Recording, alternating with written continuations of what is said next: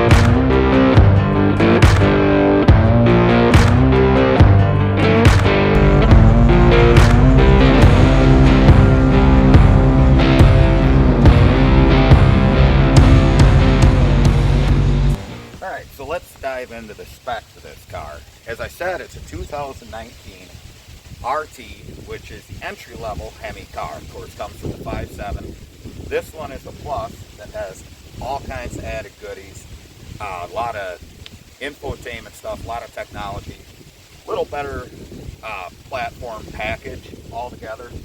But of course, this is finished in the beautiful B5 blue metallic, which harkens back to the old petty blue, with the white billboards down the side, which I truly enjoy.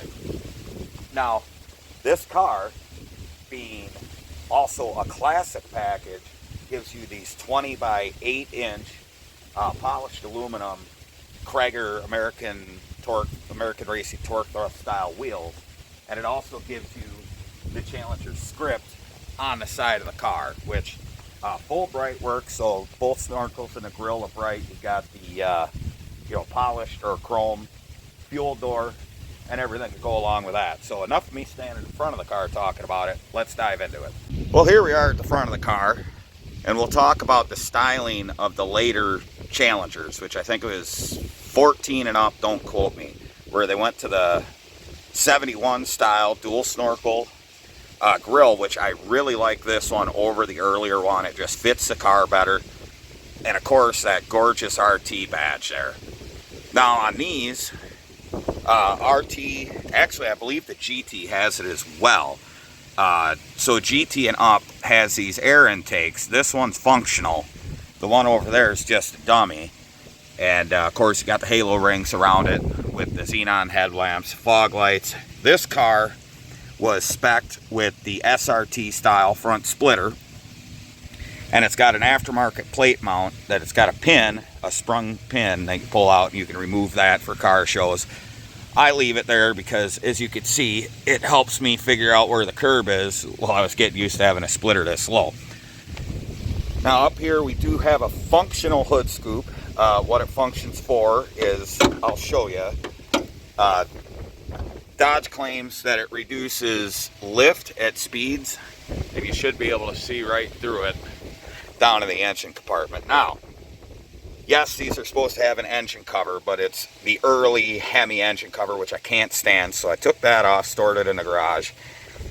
Some people think it looks like crap like this. I think it looks better, but it does have a Mopar cold air intake on it, and if you look down there, you can see where that feeds into that air intake. So the specs are on, this is an eagle-headed Hemi, so different from the earlier ones that you've seen in the 03 and up trucks and the earlier Challengers, Chargers, Magnums, 300s. So being an eagle-headed Hemi, the 5.7, in stick shift form, in 6-speed form, this makes 375 horse and 410 foot-pounds of torque.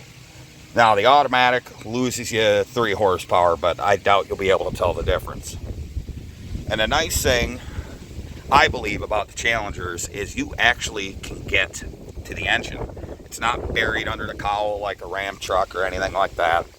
But very, very well packaged car. I mean, the motor's a little further forward of the front axle center line than I'd like, but, well, I guess it's easy to work on. So let's close this up. I don't think I'm missing anything under the hood here. So we'll continue on. And that's an aluminum hood, so don't, push it down. You just drop it down. Like I said, she's got the white billboards, which was an option. You can get white or black. I'm glad this one was opted with white. We come out back, you can see factory spoiler with the backup camera in it. And I do also enjoy the rear end of the redone car as well, from 13, 14 up, whatever it was, along with the exhaust. So let's have a look-see in the trunk. And this is my favorite part too about these cars, is this is massive. And underneath here, the battery's on this side, which maybe I can peel it up. It's kind of a bear to get this WeatherTech mat up. There we go. And then you just lift, and it gives you access to your battery. No spare tire, just that thing that does nothing. Maybe, I don't know. I've never had to use one, but pretty straightforward back here. Everything's easy to get to. So now, let's jump inside the car and talk about a few things. Well, now that we're in the car, hopefully the wind isn't as noisy. I'm really hoping all this audio comes through good for you guys. But so, brushed aluminum pedals. Typical, Mopar of this generation. We're all used to this dash layout. It is very nice ergonomically. I don't have to really reach for anything. Nice leather wrapped steering wheel with the bump outs at 10 and 2, and a pretty decent gauge cluster. I like the old school aspect of the gauges. Of course, you got the center screen that you can bring up other gauges, which I'll show you once we get the car fired up. But all important, this car has the TR6060 6-speed manual, and this car was opted with the 390 rear gear ratio. 6 speeds come factory with a C373, so having a 390 is kind of cool. No moonroof, but you got your typical home link sunglass holder, because people use those little visors with mirrors and pull-outs and all that. Cup holders are nice, but usually when I'm trying to shift, this one gets in the way, so it's more or less a one cup holder deal, but you could put something over here. So I usually end up moving that there so I can put my arm down and shift. And we'll talk more about transmission and all that while we're driving. And looking at the center console, it really harkens back. If you've ever been in an E-body Challenger or Cuda, this lip here really harkens back to those old days, along with the shape of the glove box door with a nice little Easter egg in it. And of course, you have your auxiliary hookups. This car does have Apple CarPlay and Android Auto, which is nice. 12 volt thing in there that nobody ever uses anymore. And this was also opted with the Alcantara Napa interior, which I didn't know if I'd like it, if it'd be hard to clean, and honestly, it's not hard to clean, and it's much better than leather when it's hot out. As far as everything else, auto headlights, of course. This is for your gauges. This will actually dim your footwell lights and your cup holder rings. Trunk release, of course, parking brake hood down there. And, remote start, or not remote start, not with this particular car because of that. Push button start, my bad. Well, I think that pretty much wraps it up in the interior. Back seat it's a seat. you can fit a human being in there. Kids, definitely, and adults if they want to complain a lot. So let's fire this thing up and go for a ride. All right, well, safety first.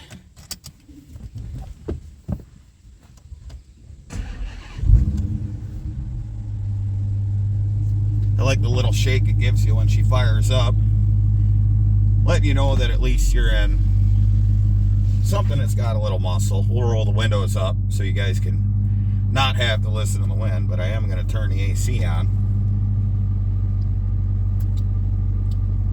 All right, well, let's go for a ride.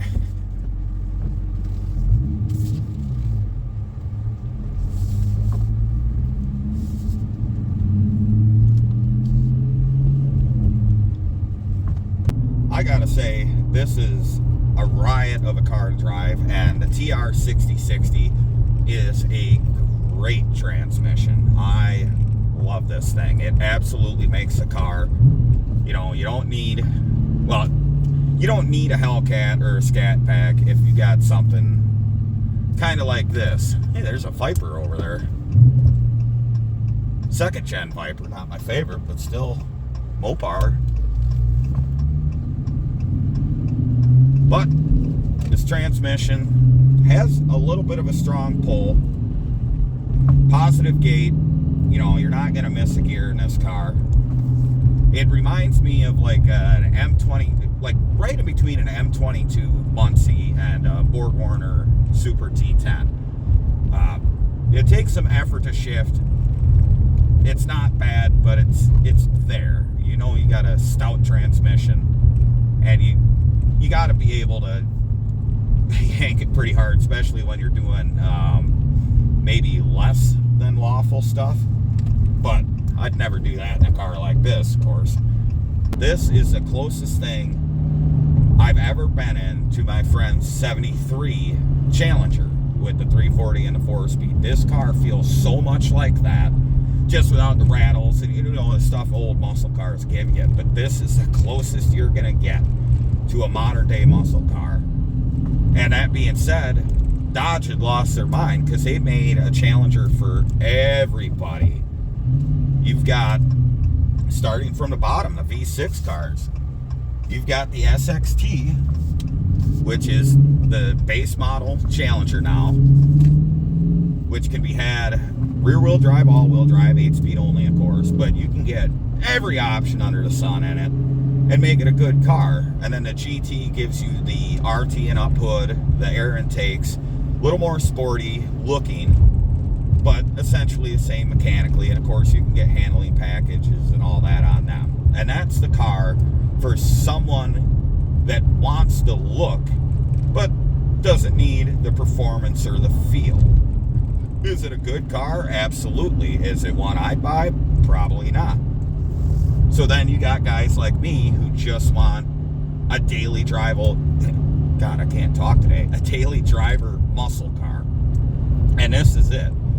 The RT, which even if you get the base RT without the plus package, you know, without the technology, yada, yada, yada, you can get the 6-speed or the 8-speed, you know, 375-ish horse, 410 torque, 5.7 liter. And one thing I didn't mention while we were under the hood is the 5.7, well, any Hemi in these cars does not have MDS with a manual. So you don't have that cylinder deactivation. You don't have to worry about lifters, any of that stuff. And this car still pulls close to 30 on the interstate. So I'm pretty happy with that. Right now I'm averaging 20 miles to the gallon, and that's just kind of putzing around on these back roads.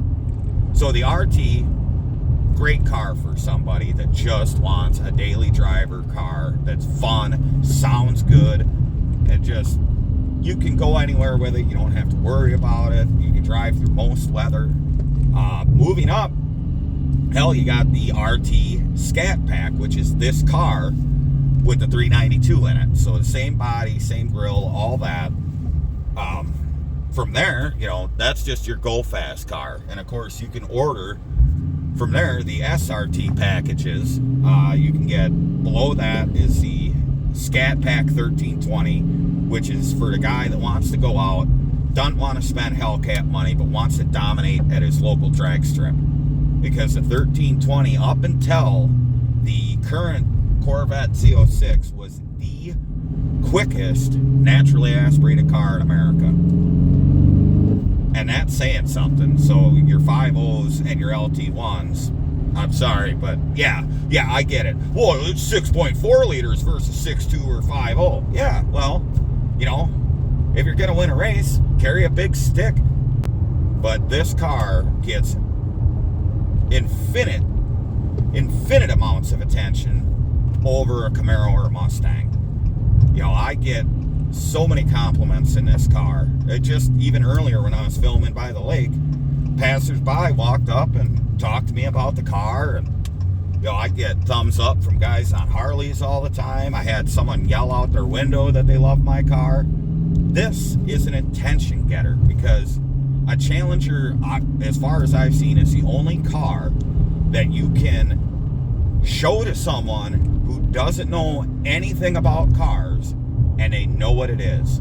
They know because it looks like the ones from when they were young or anything like that. This is hands down a Challenger. There's no mistaking it. Whereas a Mustang and a Camaro have had facelift, generation change, facelift on the generation change, to where they're no longer the inspired retro that they started with. And kudos to Dodge for taking a car that started in 2008 and not changing a damn thing all the way up to 2023, other than the grille and the tail lights and the interior. The interior's got way better after, I think, 12. It's somewhere in there.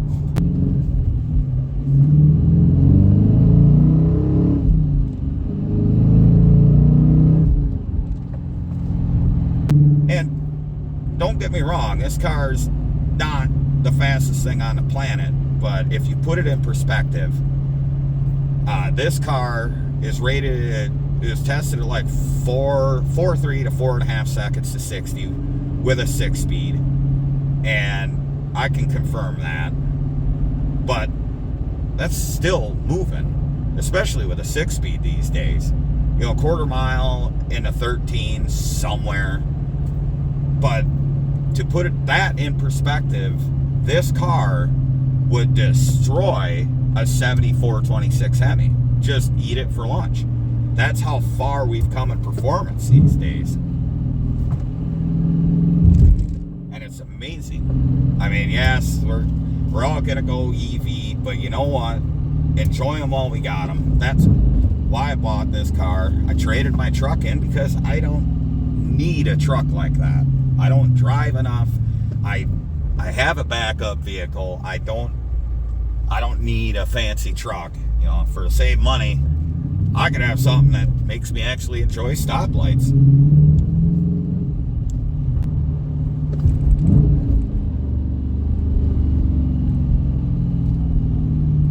We'll take her for a rip down the on-ramp here. I don't like doing things that I shouldn't be doing in this car, because it's a real easy car to spot.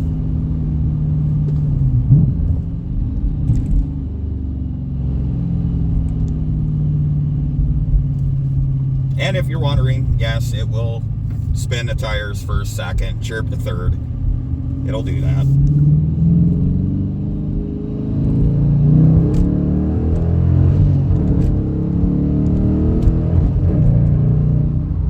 Yeah, we kick the tail out, shift in the third, and chirp them going in the fourth. My traction control was flashing a little bit because I do have the track control on. And I do recommend that if you're just getting into one of these cars, especially with the torque of a Hemi, don't go hooning around with the traction control off. I've done it. It's fun, yes, to spin them in first, grab second, keep sliding. But if you want to learn the car, start out with the traction control on, because it will intervene and save your bacon. You know, coming around corners, like I said, these cars are pretty planted, but you start overwhelming the rear tires with throttle input, and you need the throttle input to stick the front end, so you start kind of walking the back end, and that's where your stability control will correct the car for you, and it works really well. And yes, you can turn it off, do big dumb smoky burnouts as we've seen, but it's a fun car. It's quick enough that you're not going to land yourself in prison.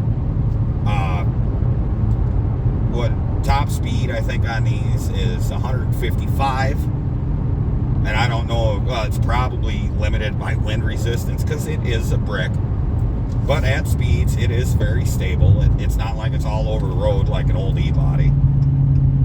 All right, now that we're done with the drive, thanks for reminding me, we'll go through all this stuff. So like I said before, that's your sport button, which we'll move this up here. So to go to your performance pages, you can go through your apps and performance control up there and go that way, or you go straight to your super track pack mode, and that'll pull up everything you need. So right now I've got traction in normal, like I said, steering's in sport, a little heavier feel, engine controls in sport. So like I said, that's throttle mapping and active exhaust. Now, you could set your sport mode up by going here. So you just hit that wherever you want it, and you can change those, and it stays set like that until you change it again. Auto mode setup, so you can set it up. You can't change these when you first start the car. This is when your default starting. So you can set steering wherever you want it. I've never driven in comfort. I really don't see a reason to. Now, getting on the launch control. So here's your launch control. You can use this to set your RPM from 2,500 to 4,000 RPM. And in order to activate it, you have to be in a performance page in your cluster. So yeah, try and keep the glare down for you guys.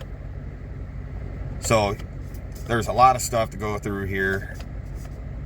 That's your screen setup. You got speedo. Here's all your gauges. So you've got intake air temp, engine torque, engine power, tire pressures, coolant temp, oil pressure, oil life, battery voltage. So you have a good selection of gauges. I usually always watch the oil pressure. I've always been a guy for an oil pressure gauge. So here's our performance pages. You have to have it set up on here where it says ready, and you can activate your launch control. And obviously I'm not going to do it. To launch, steering wheel must be straight. So this, I'm not going to do it, but you press the clutch and you hold it to the floor, and it'll rev the car to whatever set point you have it at. When you release the clutch, it goes. So it'll say, and this is what comes up, it's activated to launch at 2,800 RPM, and you follow those instructions. So we'll cancel that. Cancel. There we go. So now your performance timers. I really doubt I went 0 to 60 in 1.9 seconds, but you got a 0 to 60, 0 to 100, 1/8 mile, and this always records. So you don't have to set it. How you drive the car, your quickest one will come up, your last one will come up. Obviously a 12-second 1/8 is slow. You know, braking distance. It'll record your G-forces, which is kind of neat. I pulled almost a G cornering with this car at like 9.4. Yeah, here we go, peak G-forces. 9.7 acceleration at a right turn, 9.3, and braking 1.1. So not bad. Lap timer, that's something that if you're running, I don't know, Road America, something like that, you just hit OK to start, and every lap, blah blah blah. Your lap history, top speed, stuff like that. So pretty much it's a fun car. There's a lot you can do with this thing to enhance your experience of driving it. I mean, I really love it. It's a lot of fun. So let's wrap up in here and finish up the video. Well, there you have it, guys. My review, whatever you want to call it, on probably the best muscle car you can buy in the modern day. Cool looking, check. Uh, Quick, yeah. Fun, oh yeah. Practical, actually, yeah. It's a practical car. But there we go. I hope you guys enjoyed this. I had to take a break from doing stuff. I suffered a back injury a couple weeks ago, so I've been nursing that. But there is more content coming, and I really would like you guys to remember to like, share, and subscribe if you like this kind of stuff, or just do it to help me out, because the more you help me, the more I can give back. And that's my ultimate goal, is to help people with my knowledge or anything I can do, or even just entertain you. So tell your friends, have them like, share, and subscribe. You know, of course, you can find me at T.N.T Garage and Performance on Facebook. I still haven't figured out how to change my Instagram handle, so that's still T.N.T underscore garage on Instagram. And of course, here on YouTube, T.N.T Garage and Performance. So there's everything about this car. There will be some things, some videos on this car, light modifications. Like I really want the Mr. Norm's pistol grip shifter, just to bring that retro in. Maybe some different exhaust tips, and down the road I do want the shaker. That's the one thing this car doesn't have that I really want, but the rest of the car was the complete package for me. So that's also something else. And it'll just be small stuff. Ooh, and before I forget, I do want to put all season tires on this car, get another set of wheels, just something so, you know, Thanksgiving, if the weather permits, you know, within reason. You know, this is a year-round car. But I have a cool idea for some wheels and tires that'll really, really make this car pop out even more. And no, they're not black wheels. They're not another. You'll just have to follow along with this car. Anyway, thank you guys so much for watching. And if you made it this far, I appreciate each and every one of you. And we'll see you next time here at T.N.T Garage and Performance. Remember, if it ain't broke, fix it till it is.